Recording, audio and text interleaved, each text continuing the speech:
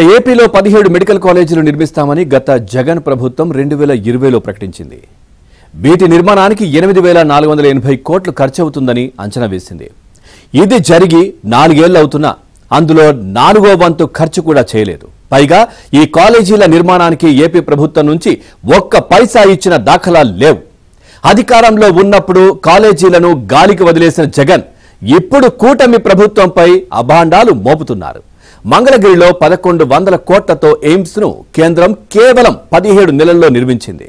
YCP ప్రభుత్వం మాత్రం 4 ఏళ్లలో ఒక్క మెడికల్ కాలేజీని కూడా పూర్తి స్థాయిలో నిర్మించలేకపోయింది.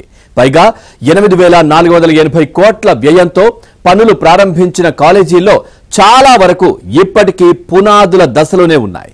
మరోవైపు ఈ మొత్తంలో దాదాపు 5,000 కోట్ల రూపాయల వరకు రుణాలు కేంద్ర ప్రభుత్వ సహకారంతో ప్రారంభించినవే తప్ప రాష్ట్ర ఖజానా నుంచి ఒక్క రూపాయి కేటాయించలేదు.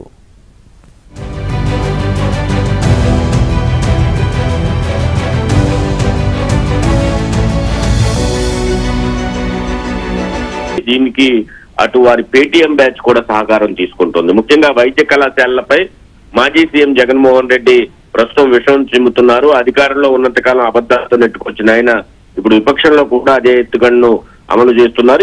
ఈ మెడికల్ కాలేజీల నిర్మాణానికి అయ్యే వ్యయంలో 4వ వంతు కూడా ఖర్చు పెట్టలేదు. ఇంకా కాంట్రాక్ట్ సంస్థలకు 674 కోట్ల రూపాయల బకాయిలు ఉంచారు. మొత్తం మెడికల్ కాలేజీ నిర్మాణాలకు 8,480 కోట్లు ఖర్చు అవుతుందని చెప్పినప్పటికీ దాంట్లో కేంద్ర ప్రభుత్వం అదేవిధంగా వివిధ ఆర్థిక సంస్థల నుంచి తీసుకున్నటువంటి రుణాలే ఎక్కువ. రాష్ట్ర ప్రభుత్వం ఖర్చు చేసింది చాలా తక్కువ, పైసా కూడా ఖర్చు చేయలేదనే మనం చెప్పుకోవచ్చు.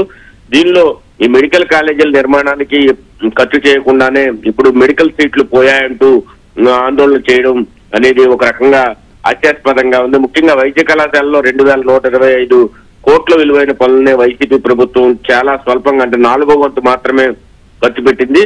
25% పనులకు చేయకపో 16% బిల్లులు మాత్రమే చెల్లించిన పరిస్థితి అయితే ఉంది. మొత్తం మీద బిల్లులు చెల్లించకపోవడం వల్లే మెడికల్ కాలేజీల నిర్మాణాన్ని మధ్యలోనే కాంట్రాక్ట్ సంస్థలు వదిలేసాయి. చాలా మెడికల్ కాలేజీలు అయితే పునాదుల లెవెల్లోనే ఇంకా ఉన్న పరిస్థితి. ఫేజ్ 2 మెడికల్ కాలేజీకి ఎన్ఎంసీ అనుమతులు అందుకే లభించలేదు అనేది అసలైన వాస్తవం. దీన్ని పక్కన పెట్టి కావాలని కూటమి సర్కార్పై మొత్తాన్ని నెపాన్ని నెట్టే ప్రయత్నం అయితే వైసీపీ చేస్తోంది. మొత్తం మీద గతంలో నిధులు సకాలంలో ఇస్తుంటే కనుక ఇప్పటికే ఆయా మెడికల్ కాలేజీలు పూర్తయ్యేవి.